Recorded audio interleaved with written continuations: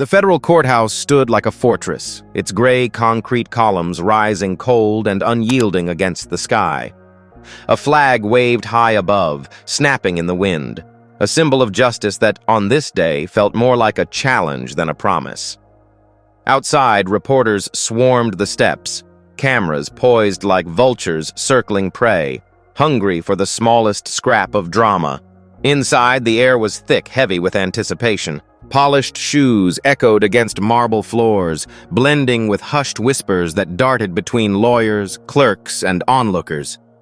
A storm was brewing, not in the clouds, but within the walls of Courtroom number 7, where Elon Musk, the man who dared to rewrite humanity's future, was about to walk into a fight unlike any other. He didn't look like a man on trial. No tie, no flashy suit. Just a crisp white shirt and a sharp black jacket that clung to him like a second skin. His eyes carried something indefinable. Not fear, not arrogance, but a quiet, unshakable certainty, as if he'd already seen how this day would end long before it began.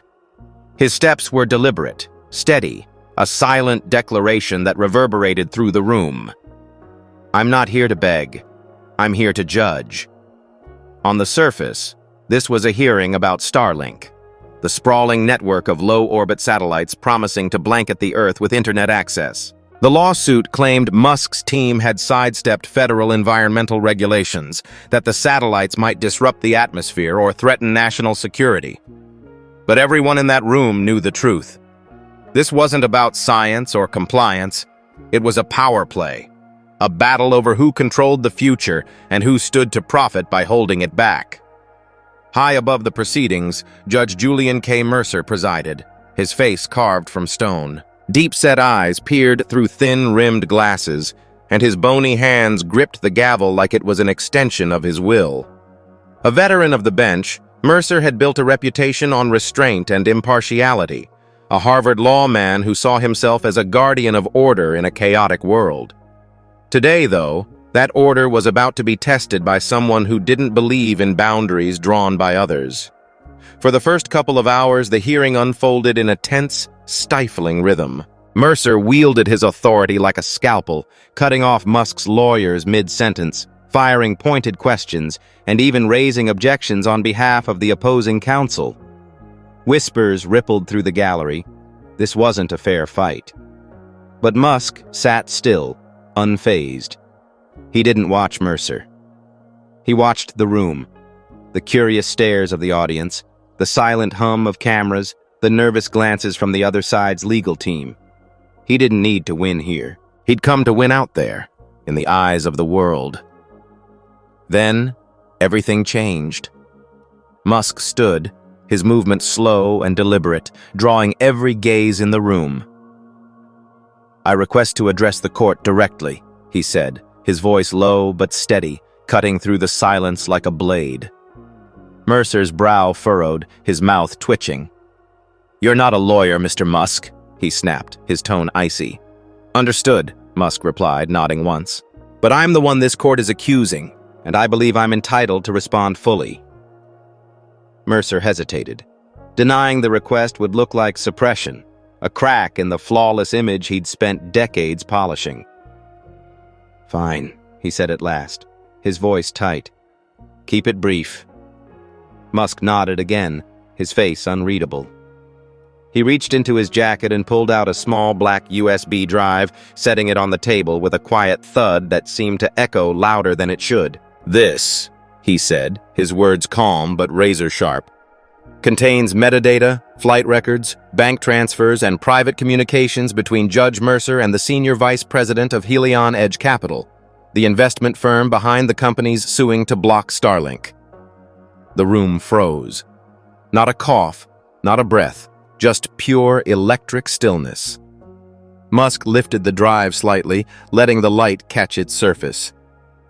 "This judge," he said, locking eyes with Mercer, "was paid to stop us. I have the dates, I have the amounts, and I have his voice on a call saying that if Starlink succeeds, it'll cut off their money pipeline." Mercer's gavel slammed down, the wood cracking under the force. The sound rang out, but it couldn't mask the flicker of panic in his eyes. "You're out of line!" he roared, his voice breaking for a split second. Musk didn't flinch. "No, sir, you are." Time seemed to stop. The gallery held its breath, the stenographer's fingers hovering over the keys. Mercer straightened, trying to regain control. "This is a courtroom," he said, his voice taut. "Not a stage for conspiracy theories." Musk tapped the USB, a gesture as casual as it was menacing. "Then let's look at the facts. I have 31 pages of call transcripts between you and Helion Edge executives. I have private jet logs showing their CFO arriving in DC hours before you issued a sealed injunction against Starlink's next phase. And I have audio from your encrypted line where you told them, and I quote, 'Let me slow him down. That's all you need. Buy you 6 months and you'll make it through.'" Gasps erupted from the gallery. A reporter muttered, "Oh my God," loud enough for the mics to catch. Mercer shot to his feet, his robe billowing, his voice rising sharp and unsteady. "I won't sit here and be defamed by a tech mogul throwing tantrums over judicial process." "You won't have to," Musk said, his tone ice cold, "because by the end of this week you'll be standing before a tribunal." That was the moment it all unraveled. The USB wasn't just evidence. It was a detonation. Musk's team moved fast, handing copies to the clerk, to DOJ observers in the second row, and to 2 representatives from the Office of Judicial Integrity who'd slipped in unnoticed that morning. Mercer saw it happen. He saw the envelopes change hands, saw the trust he'd commanded evaporate. His power dissolved in real time, and he broke. "I made one decision," he shouted, his voice cracking like glass. "One call. I wasn't bribed. I was advised. They told me this rollout would destabilize infrastructure, spike AI surveillance." Musk cut him off, his words steady and merciless. "No one paid you to be afraid. They paid you to pretend it was justice." Mercer stumbled back into his seat, the weight of exposure crushing him. He reached for his water glass, but his trembling hand spilled it across the bench. The cameras weren't filming a judge anymore. They were filming a man whose legacy was burning alive. And then, in a moment no one had ever seen in a federal courtroom, he crumbled. One hand covered his eyes, the other gripped the edge of the desk, and silent tears fell. It wasn't dramatic. Just raw, human surrender from someone who'd thought himself invincible. Outside, the sun still hung in the sky, but inside, darkness had fallen. Not the darkness of defeat, but the darkness of truth, illuminated by the light Musk had brought, not to forgive, but to judge.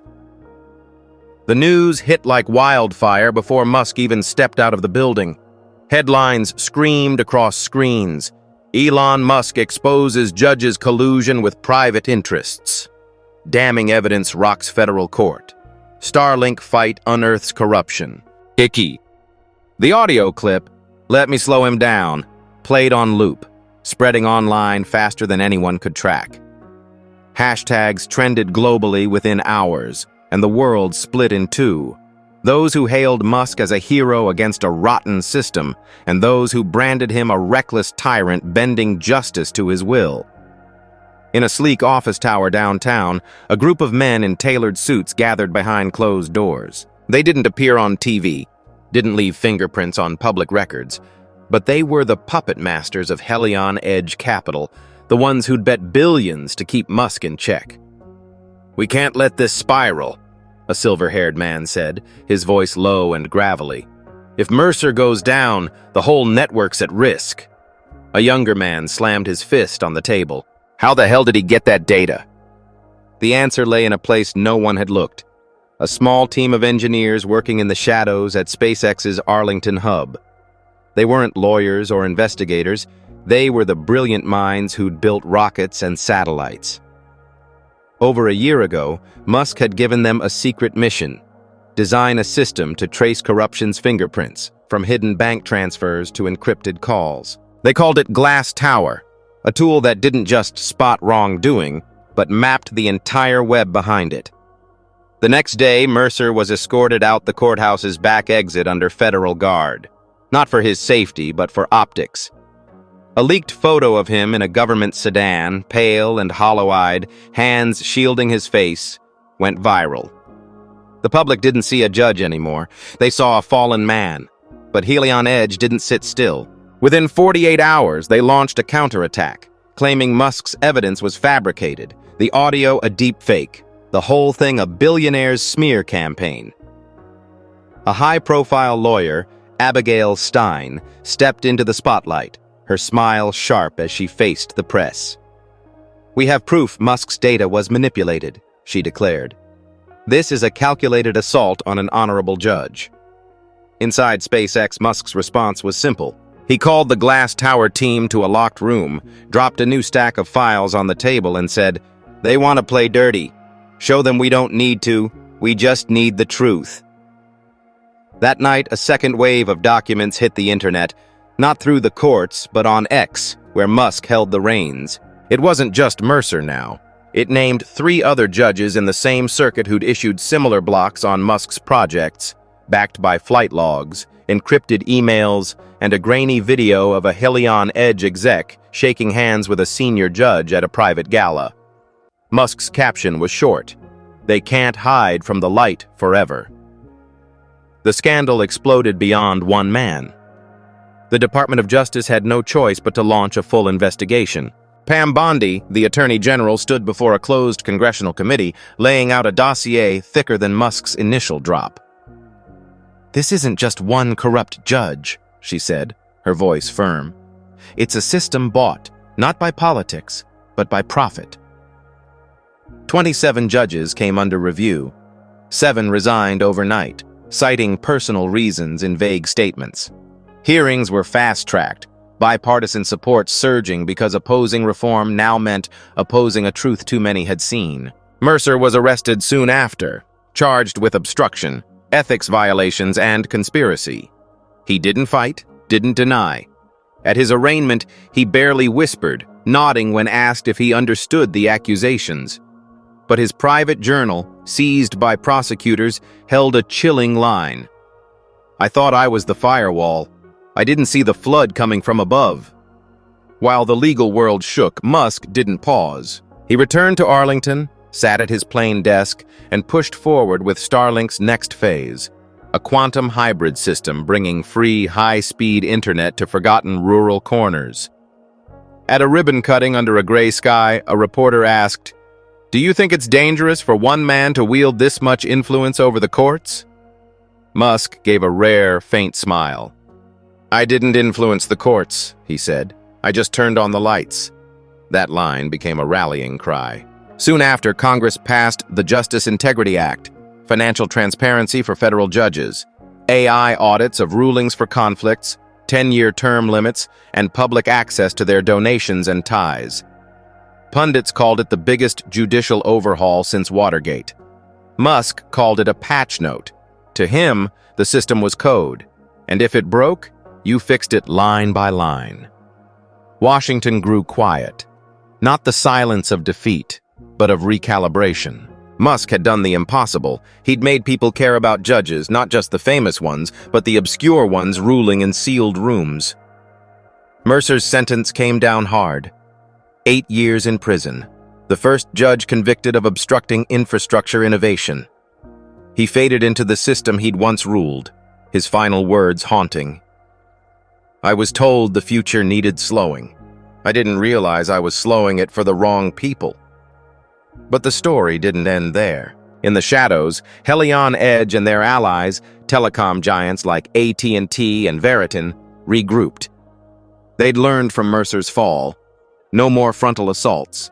Instead, they turned to subtle moves, quiet lobbying, indirect funding, a whisper campaign painting Musk as a threat to democracy. Yet Musk stayed ahead. His Cascade report, a 228-page blueprint handed to a federal panel, wasn't just a takedown of the past. It was a roadmap for the future, detailing 47 suspect rulings across 9 districts, tied to corporate gains with surgical precision. In a small Maryland courtroom, a young judge named Clara Nguyen took the bench for the first time. Unknown, unconnected, she'd dreamed of real justice. Sitting there, she thought of Mercer, not with fear of Musk, but of the light he'd unleashed.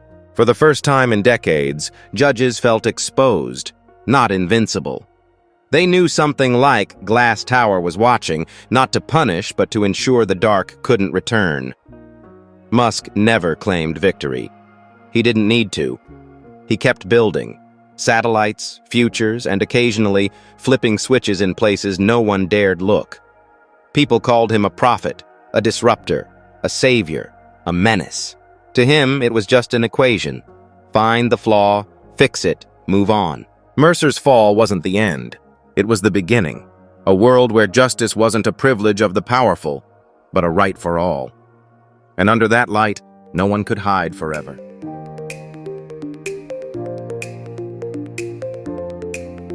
In a fortress of stone where the truth's locked away, gray columns rise to a cold, bitter day. A flag snaps high, but it bends in the storm.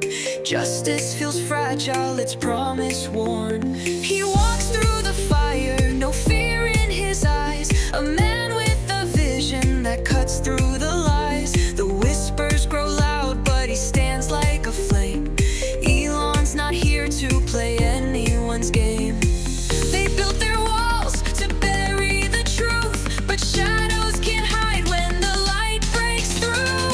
Turn on the light, let the darkness unfold. Expose every secret the powerful hold. No gavel can silence what's destined to rise. The future's not theirs, it's ours to ignite. Turn on the light, let the whole world see. Truth is the fire that sets justice free.